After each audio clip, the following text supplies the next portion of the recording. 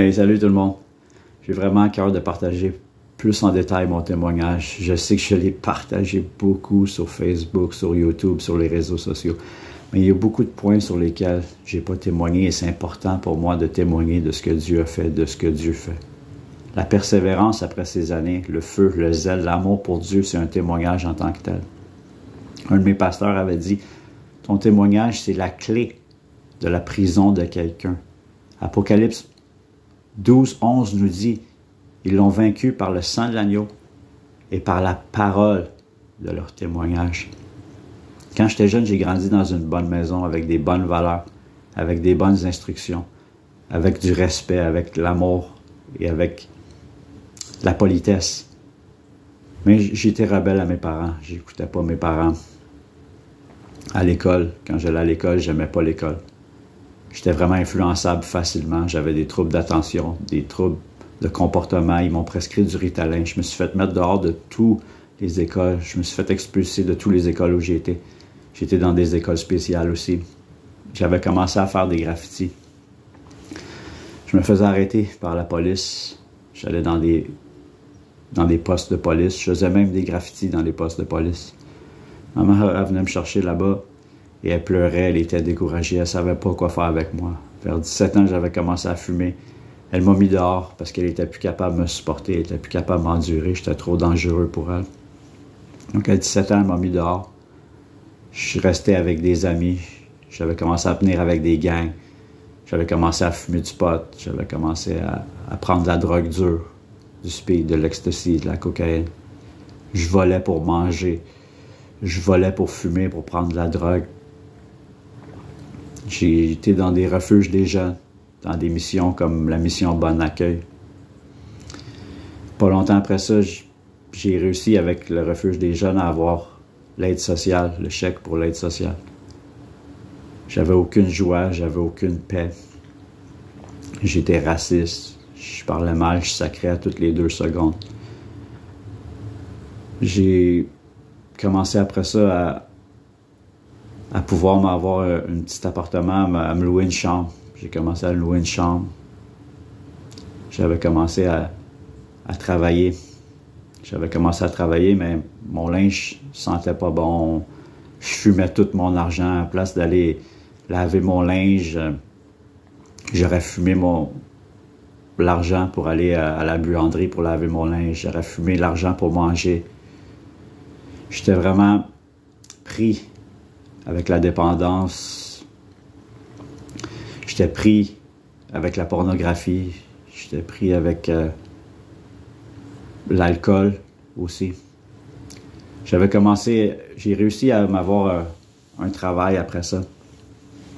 Et en finissant de travailler un soir, j'avais mon vélo, puis je suis parti pour aller chez nous après. Puis en finissant de travailler, je travaillais le soir. Puis il était 11 heures le soir. Quand je m'en allais en avant de moi, il y avait une voiture. Il y avait la voiture de ma mère qui était en avant de moi. Et faut comprendre que j'avais renié ma mère. J'avais renié ma mère dans mon cœur pendant 1 an et demi, à peu près, j'y ai pas parlé. J'ai pas parlé à ma mère pendant 1 an et demi. Et il y a quelque chose en moi qui m'a dit, tu sais, va vers l'auto. Fait que j'ai pédalé vite vers l'auto. Et j'ai cogné dans sa fenêtre d'auto. J'ai cogné dans sa fenêtre d'auto et il était 11 heures le soir. Et ma mère, elle sort pas à 11 heures le soir. Elle est chez elle à 9 heures. Je pense qu'elle est déjà au lit. Mais ce soir-là, à 11 heures le soir, elle était là. Elle revenait de chez une de ses amies. Et quand elle m'a vu, elle a eu peur, c'est sûr, elle a été surprise. Mais quand elle m'a vu, elle a sorti de l'auto. Et elle pleurait, elle m'a pris dans ses bras. Elle m'a pris dans ses bras et elle pleurait. C'est vraiment comme dans Luc 15, comme dans le fils prodigue. Il y a un des fils qui dit à son père, il dit, donne-moi mon héritage. Et il s'en va dans une terre lointaine. Et il dépense tout son héritage avec des prostituées et dans la débauche. Et il vient à une place où il travaille pour garder des cochons et qu'il désire même de manger ce que les cochons mangent, puis il n'y a personne qui en donne. Il vient à la réalisation il vient à la réalisation, il dit, Seigneur, j'ai péché devant toi et devant mon Père. Je te demande pardon. Il dit, peut-être que si je reviens à mon Père, il dit, les serviteurs de mon Père, ils mangent plus que ça, ils ont plus que ce que j'ai présentement. Je vais aller voir mon Père, je vais lui dire que j'ai péché devant lui et d'aller travailler pour lui et de le servir. Et quand il est revenu à son Père l'a vu de loin. Et quand il l'a vu de loin, il est parti en courant, il l'a pris dans ses bras, il a mis un anneau à son doigt, il a mis des vêtements et il l'a reçu. Il ne l'a pas jugé, il ne lui a pas demandé ce qu'il a fait, il l'a reçu et il l'a aimé. C'est ce que ma mère, elle a fait. Elle m'a pris dans ses bras, elle pleurait. Elle dit, si tu as besoin de quelque chose, viens à la maison. Elle dit, si tu as besoin de manger, si tu as besoin de laver ton linge, viens à la maison. Fait que je suis allé chez elle. Puis je pleurais. Puis j'ai dit, je suis plus capable de vivre comme ça. J'ai dit, si ça continue, je vais me suicider. Et ce qu'elle m'a dit, elle dit, c'est Satan qui essaie de te voler, te tuer, t'égorger. Il faut comprendre que je ne connaissais pas Jésus, j'ai jamais entendu parler de Jésus. Vraiment, je voulais rien savoir de Jésus, mais je connaissais Satan. Je connaissais les gangs, je connaissais la violence, je connaissais la drogue, je connaissais les mensonges, je connaissais les vols. Donc elle m'a dit, c'est Satan qui essaie de te voler, te tuer, t'égorger. Je suis retourné après ça dans mes affaires. Puis une autre fois, je suis allé la voir encore, puis j'ai dit la même chose encore. J'ai dit, je suis plus capable de vivre comme ça. Mon linge ne sentait pas bon. Je pleurais, j'ai dit, j'ai tout essayé pour m'en sortir. J'ai dit, je suis pas capable. Elle me dit, c'est Satan qui essaie de te tuer, te voler et t'égorger. Elle m'a invité à l'église et elle m'a donné une Bible. Elle m'a invité à l'église, je suis allé à l'église. Et quand j'étais assis à l'église, je n'étais pas capable de louer le Seigneur. Je n'aimais pas la louange parce que je faisais de la musique électronique dans ce temps-là. J'étais producteur de musique, je faisais de la musique toute la nuit, je prenais de la drogue, je restais debout toute la nuit à faire de la musique. Donc quand il y avait la louange à l'église, je n'aimais pas ça, je n'étais pas capable de me lever même, je n'étais pas capable de lever les mains, je détestais ça. Je n'aimais pas ça du tout. Quand le pasteur parlait, par exemple, il y a quelque chose, il y a une conviction qui est venue dans mon cœur. Je savais que ce que le pasteur disait, c'était vrai, mais je ne voulais pas abandonner mes choses. Je pensais perdre quelque chose. Je ne voulais pas arrêter de fumer, je ne voulais pas arrêter ma musique, je ne voulais pas arrêter de boire, je ne voulais pas arrêter d'aller dans les parties. J'allais dans des raves le soir, de 9h le soir à 9h le lendemain. Mais il y a une conviction qui était là dans mon cœur. Je savais que ce que le pasteur disait, c'était vrai. Mais je ne voulais pas abandonner mes choses. Quand le panier d'offrande y a passé, ma mère a dit, même si tu donnerais $1, elle dit, même si tu donnerais $1, le Seigneur va voir ton cœur, puis il est fidèle, puis il va te le remettre. Puis je m'en rappellerai toujours, j'avais $5 dans mes poches. J'avais $5 dans mes poches à ce temps-là pour manger ou pour laver mon linge, mais le $5, je l'aurais fumé. C'est sûr que j'aurais fumé mon $5 à la place de manger puis à la place de laver mon linge. C'est à ce point-là que j'étais dépendant sur la drogue. Et quand le panier a passé, j'ai mis le $5 au complet dedans. Et à la fin de la réunion, il y a quelqu'un qui est venu me taper sur l'épaule, qui me dit, avec une enveloppe, qui me dit, le Saint-Esprit m'a mis à cœur de te donner ça. Et quand j'ai regardé dans l'enveloppe, il y avait $100 dans l'enveloppe. Dès ce moment-là, il y a eu un dépôt qui était là, il y a une semence qui était là en moi, que le Seigneur est fidèle, que le Seigneur répond quand on fait un pas de foi. J'aimerais vous dire que j'ai dépensé ce $100-là pour des bonnes choses, mais c'est pas le cas. Mais après ça, j'ai abandonné l'Église, je n'ai pas retourné à l'Église. J'ai retourné encore pire que j'étais, encore dans le fond, encore plus que j'étais. Je suis retourné voir ma mère encore, puis je lui ai dit la même chose, je suis plus capable, si ça continue, je vais me suicider. Et elle m'a répété encore les mêmes paroles. C'est Satan qui veut te voler, te tuer, t'égorger. Et j'ai commencé à chercher Jésus par moi-même. Pas parce que ma mère me l'avait dit, mais j'ai commencé à chercher Jésus moi-même. Et la Bible qu'elle m'avait donnée, j'ai commencé à la lire. J'ai lu le Nouveau Testament. J'ai lu le Nouveau Testament au complet. J'ai lu l'Ancien Testament. Et j'ai retourné à l'église après ça. Je suis retourné à l'église, puis encore une fois, ce que le pasteur disait, ça venait me chercher. Le Saint-Esprit avait mis une conviction en moi. Je savais que ce que ce qu'il disait, c'était vrai, c'était la vérité. Mais même encore, j'avais pas totalement envie de délaisser les choses. Je pensais perdre quelque chose à suivre Jésus. Et un soir, j'étais dans mon lit, j'étais couché dans mon lit et j'écoutais un pasteur de l'église à Rosemont. Le pasteur s'appelle Fofi Andelo. C'est un pasteur, je pense, africain ou haïtien. Et à la fin de la prédication, il a fait l'appel pour prier, pour recevoir Jésus dans son cœur, comme son Seigneur, comme son Sauveur, et se repentir de ses péchés, sincèrement. De prendre la décision d'abandonner ces choses-là et se tourner vers Jésus-Christ, de changer sa manière de penser, de changer son attitude envers le péché, de se détourner de ces choses-là et se tourner vers Jésus-Christ. J'ai fait la prière sincèrement ce soir-là. J'ai fait la prière sincèrement et j'ai donné ma vie. Mais j'ai pas donné ma vie à Jésus-Christ. J'ai fait cette prière-là sincèrement, j'étais sincère. Et ce qui est arrivé, c'est que je suis né de nouveau. J'ai reçu le Saint-Esprit. J'ai reçu le Saint-Esprit, les choses anciennes sont passées, les choses anciennes ont passé et toutes choses étaient devenues nouvelles. Le Seigneur m'avait pardonné pour tout ce que j'avais fait avant. Et je suis devenu un enfant de Dieu. J'ai commencé à avoir une relation avec Christ, avec Jésus. Le Saint-Esprit m'avait convaincu d'abandonner les choses dans lesquelles j'étais, la drogue, les gangs. Il avait convaincu de changer même ma musique.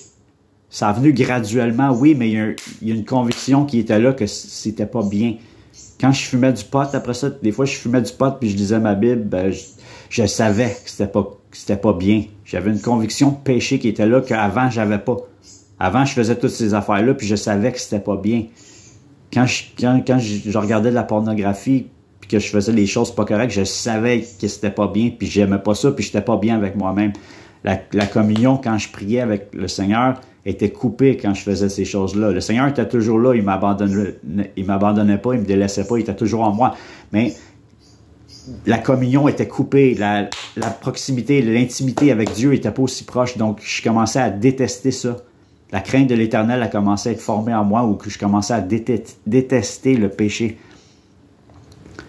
Et où je travaillais, je commençais à écouter beaucoup de louanges quand je travaillais. Je lisais ma Bible à tous les jours. J'ai commencé à être plus fidèle à l'Église. Je me suis fait baptiser pas longtemps après ça.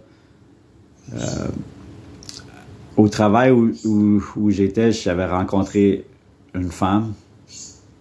J'avais demandé au Seigneur, j'ai dit, donne-moi une femme selon ton cœur. Puis il m'avait donné 2 versets. Les premiers versets qu'il m'avait donnés, c'est « Cherche, premièrement, le royaume de Dieu et sa justice, et tout le reste te sera donné en plus. » Matthieu 6, 33. Donc j'avais ce verset-là. Il m'avait donné un autre verset aussi que j'avais mis sur un petit post-it sur ma Bible. Un verset dans les psaumes qui dit « Faites d'Éternel tes délices, et il te donnera ce que ton cœur désire. » Donc, j'avais mis ce verset-là sur ma Bible et j'avais ces 2 versets-là. Et pas longtemps après, il y a une femme que je connaissais avant, avec les personnes avec lesquelles je côtoyais avant, qui est venue me voir où je travaillais.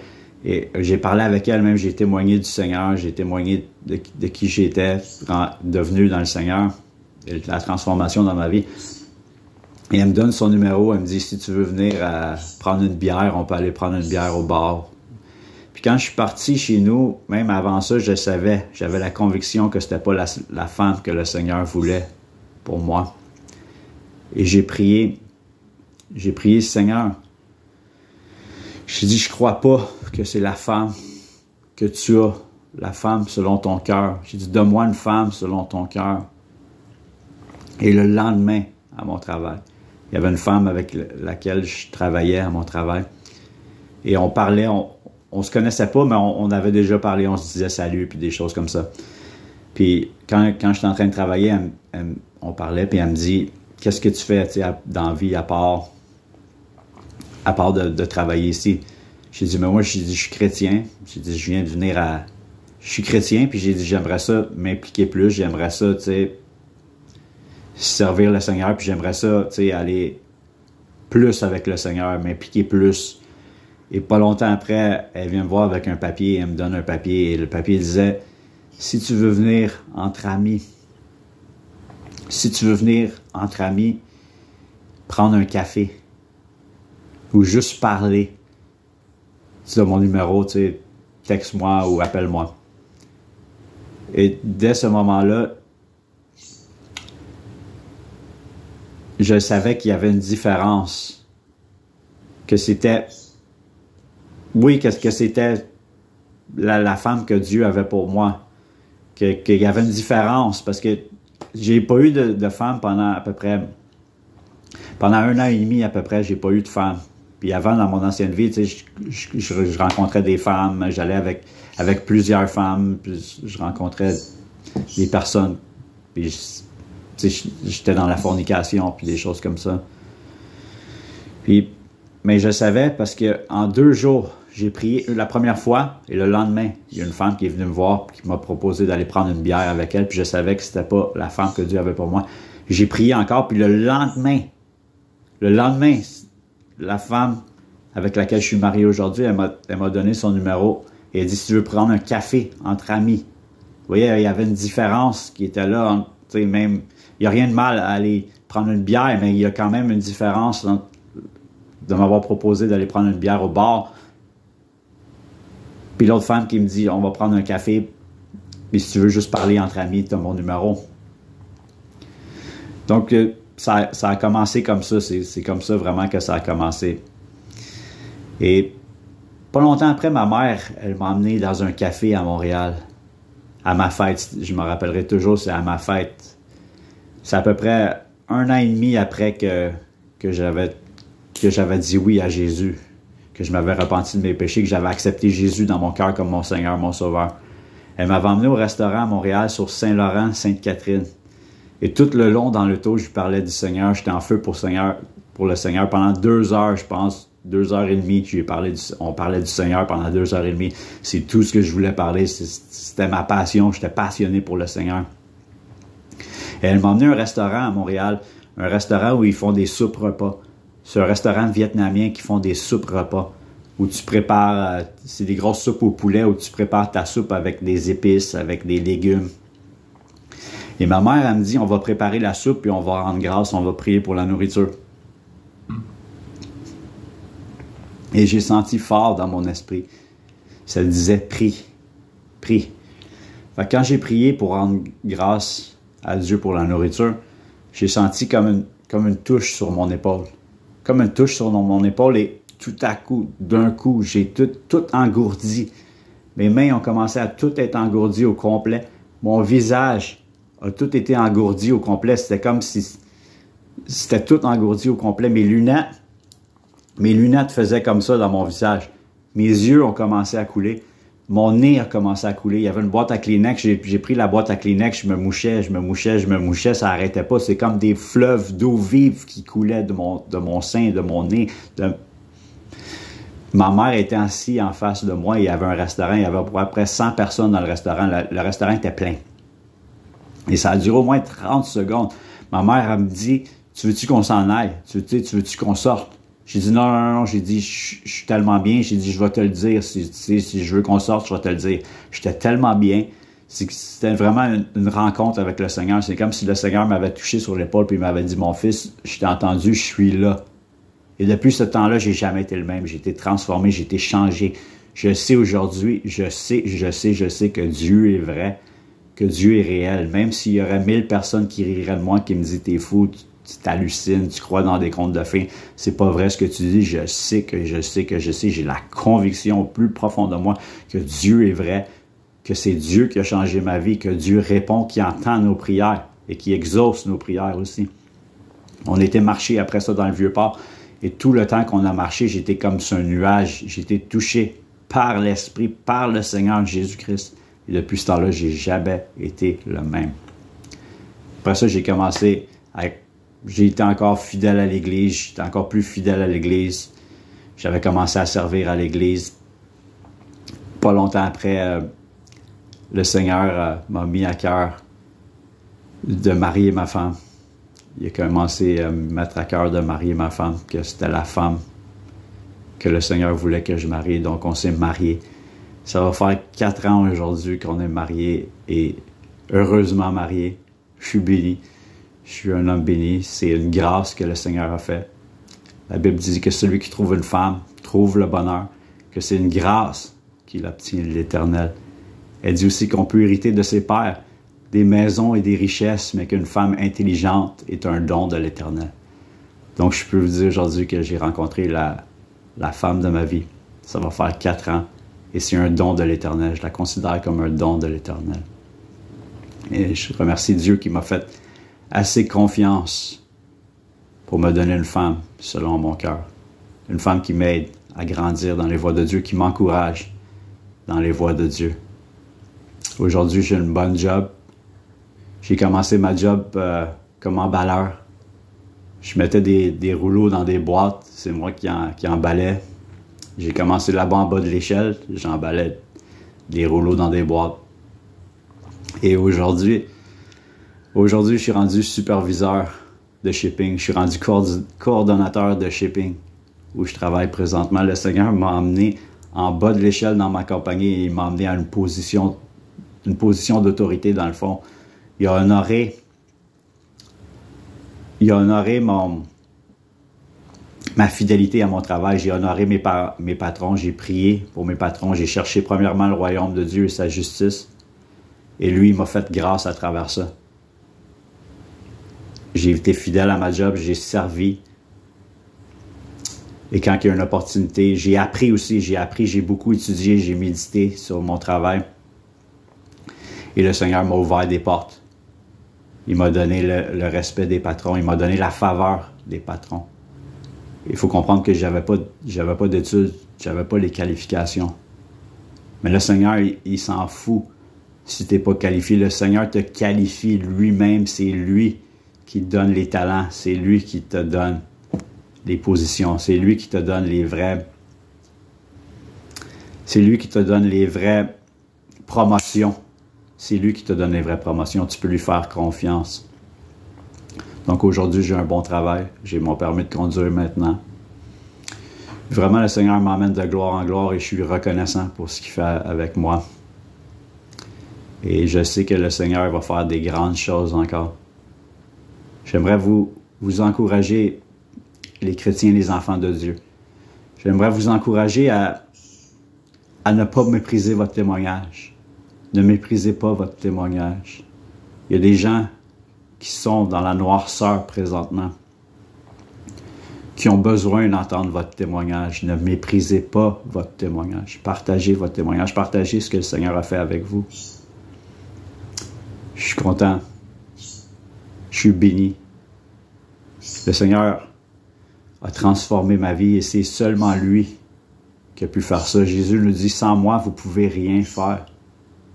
Oui, un homme peut changer. Quelqu'un peut changer sans le Seigneur, Jésus-Christ. Il y a des gens qui ne connaissent pas le Seigneur qui changent, qui ne restent pas là dans les choses dans lesquelles ils sont. Mais tu peux changer sans le Seigneur jusqu'à un certain point. J'aurais pas pu par moi-même pardonner mes ennemis, pardonner ceux qui m'ont offensé et aimer mes ennemis. Par moi-même, j'aurais pas pu faire ces choses-là. C'est une folie pour les hommes. Tu peux pas. Il y a certaines choses que tu peux changer par toi-même, mais sans le Seigneur, tu ne pourras pas changer à un certain niveau. Mais le Seigneur t'emmène à un autre niveau. Et j'ai une parole pour toi aujourd'hui qui m'écoute. Le Seigneur veut t'emmener à un autre niveau. Il veut pas que tu restes là où tu es. Il veut t'emmener à un autre niveau. Éphésiens 5, 8 nous dit, « Autrefois, vous étiez ténèbres. Maintenant, vous êtes lumière dans le Seigneur. » Il dit, marchez comme des enfants de lumière. C'est un commandement. Mais il nous dit qu'autrefois, on était ténèbres et que maintenant, on est des enfants de lumière. Qu'on a passé de la lumière, de la mort à la vie, des ténèbres à la lumière. On a passé du royaume de Satan au royaume de Dieu.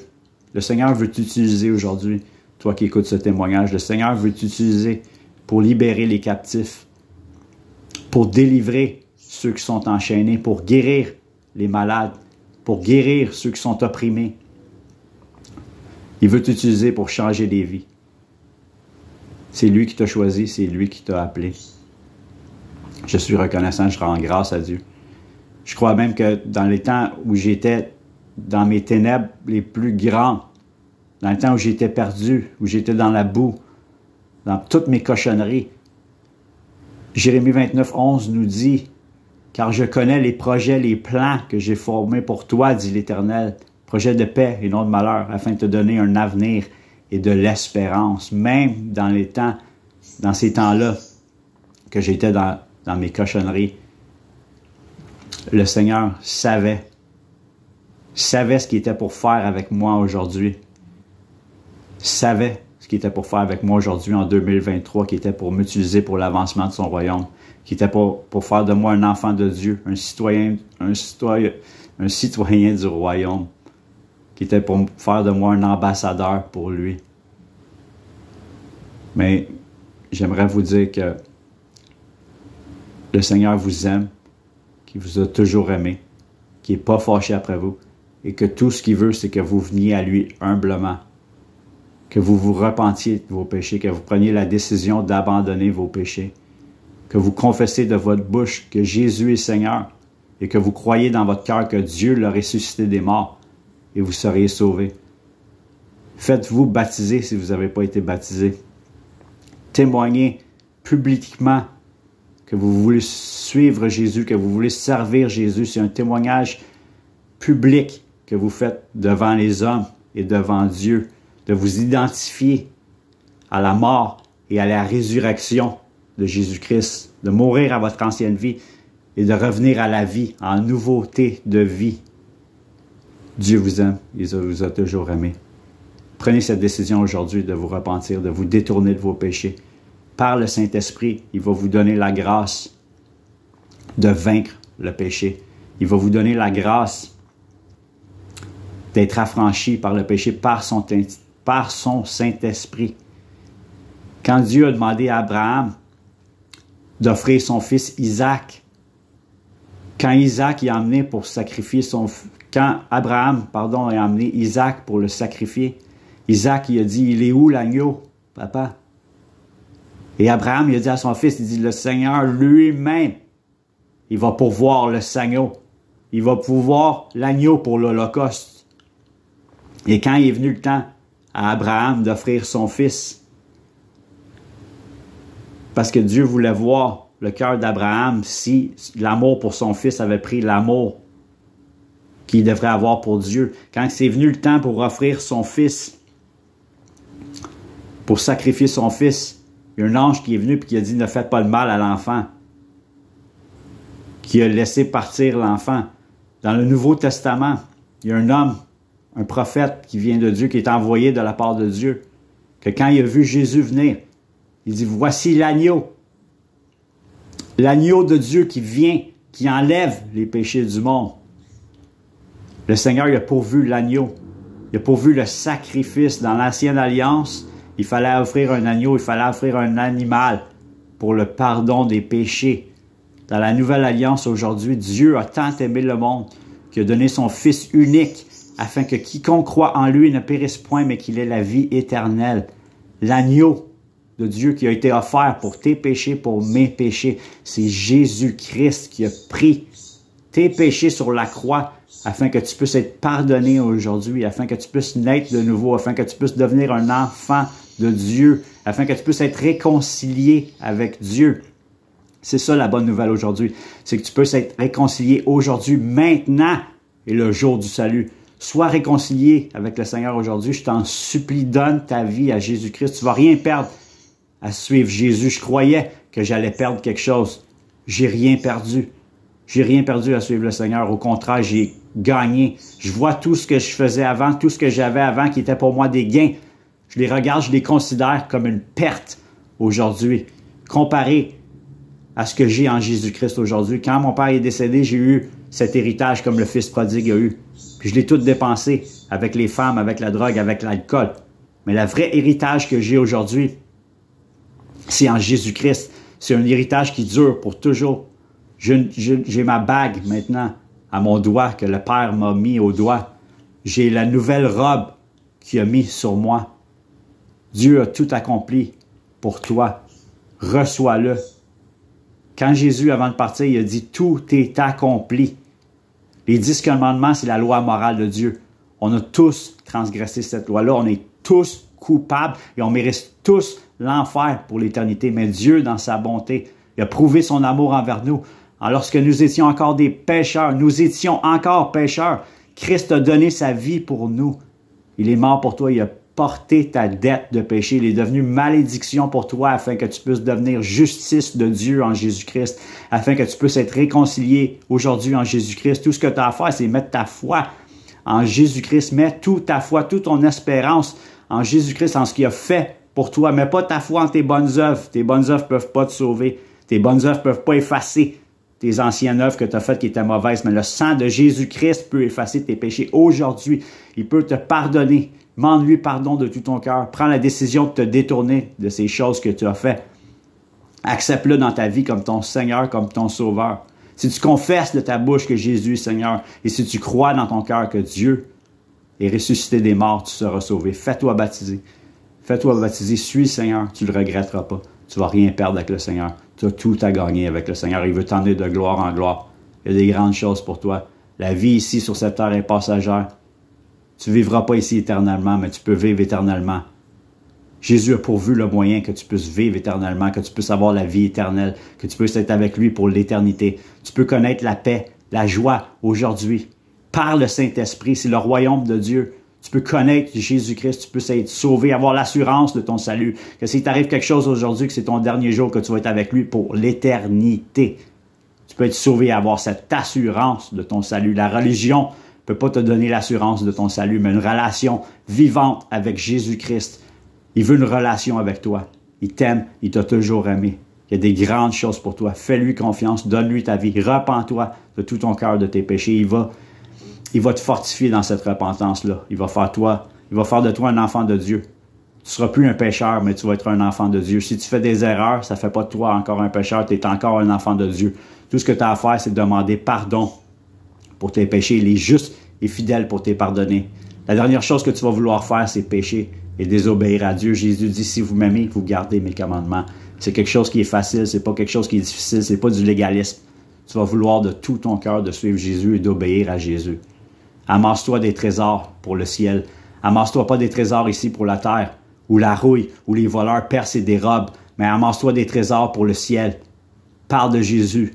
Parle de Jésus autour de toi. Témoigne de ce que Jésus a fait. Le Seigneur va mettre en toi un témoignage. Ce qu'il a fait en moi, il va le faire pour toi aussi. Soyez bénis tout le monde. Soyez bénis tout le monde. Je vous aime beaucoup.